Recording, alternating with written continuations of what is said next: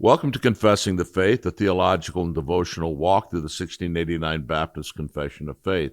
I am your host, Sam Waldron, pastor of Grace Reformed Baptist Church in Owensboro, Kentucky, and professor of theology here at Covenant Baptist Theological Seminary. We have been considering Chapter 10 of the Confession and the crucial subject of effectual calling.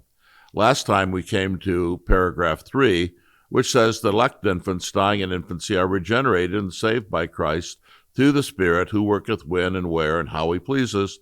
So also are all elect persons who are incapable of being outwardly called by the ministry of the Word. We concluded by noting that there is a straightforward implication of this statement. It is that the confession here teaches an important qualification to exclusivism, the doctrine that men may only be saved by believing in Christ. This great truth, and it is a crucial gospel teaching, does not apply to infants and the mentally incompetent. This implication is important, but it is also delicate. I mean that the confession does not want to crack the door to other theories which further impinge on and even deny the foundational truth that men may only be saved by believing the gospel. What about those theories which say that if men live up to the light they have, or conduct themselves according to the law of nature, then even without the gospel they may be saved? Paragraph 4 of the confession directly rejects such theories. Listen to it again. Others not elected, although they may be called by the ministry of the Word, may have some common operations of the Spirit, yet not being effectually drawn by the Father, they neither will nor they can truly come to Christ, and therefore cannot be saved. Much less can men that receive not the Christian religion be saved, be they never so diligent to frame their lives according to the light of nature and the law of that religion they do profess. There is none righteous, no, not one. No one without special revelation lives up to general revelation or the light of nature, and you cannot be saved if you reject the Christian religion.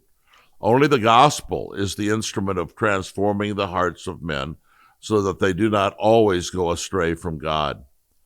But in the history of even Reformed theology, other false ideas have been based on the fact that infants and the mentally incompetent may be saved. Some draw bad and unnecessary deductions from infant salvation. They argue for the doctrine of immediate regeneration. This is the doctrine that regeneration is without or unmediated by the Word. Here is how they argue.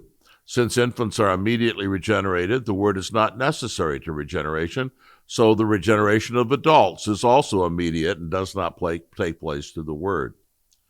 Now, of course, this contradicts the multitude of passages that we looked at previously, which teach that effectual calling is by means of the gospel.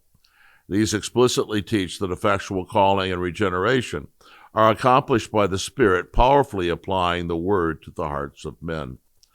The doctrine of regeneration without the Word leads to other serious errors, such as, quote, some are saved years before hearing the gospel. Quote, some are regenerated who yet live in sin. Quote, there may be a gap between regeneration and faith. All of this warns us against speculating about the mysterious doctrine that elect infants dying in infancy are saved.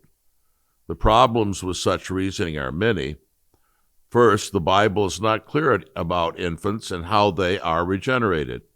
Perhaps in some miraculous fashion, the Word is the means of their salvation. We simply do not know. Even if infants are regenerated without the Word, it does not follow that adults are, or may be. In fact, this contradicts the confession at chapter 10, paragraph 4.